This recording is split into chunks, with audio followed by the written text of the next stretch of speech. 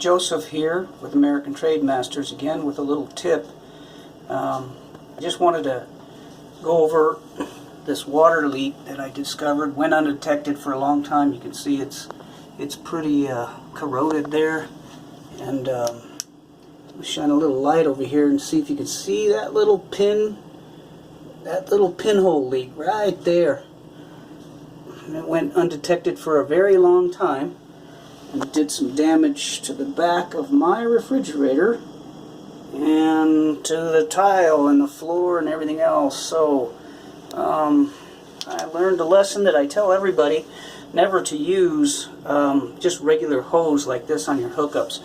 Always use the stainless steel braided cable, because it is burst proof and it won't do things like this. So I learned my own lesson here, but I discovered the leak and we're in the middle of fixing that now. But that's just a little tidbit tip from American Trademasters.